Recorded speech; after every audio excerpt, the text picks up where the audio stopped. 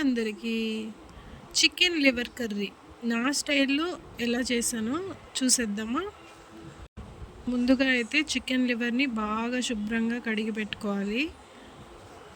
ముందుగా అయితే ఆయిల్‌లో పచ్చిమిర్చి, ఉల్లిపాయలు, కరివేపాకు వేసుకొని బాగా ఫ్రై చేసుకోవాలి. ఉల్లిపాయ వేగిన తర్వాత అల్లం వెల్లుల్లి పేస్ట్ కూడా వేసి పచ్చివాసన పోయేంత వరకు ఫ్రై చేసుకోవాలి.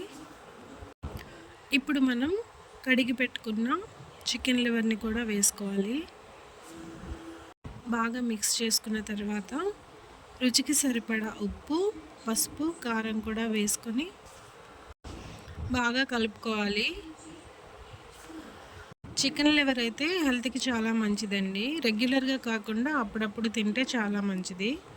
అలాగే గ్రేవీ కోసం టమాటా ప్యూరీని కూడా వేసుకుంటున్నాను.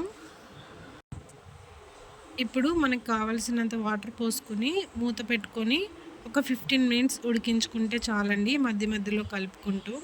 చివరిగా అయితే గరం మసాలా, కసూరి మేతి వేసుకోవాలి. లాస్ట్‌లో అయితే పచ్చిమిర్చి, కరివేపాకు వేసుకుంటున్నానండి. కర్రీ తింటున్నప్పుడు మధ్య మధ్యలో పచ్చిమిర్చి తగిలితే చాలా బాగుంటుంది. మీరైతే ఒక్కసారి ట్రై చేయండి. చాలా అంటే చాలా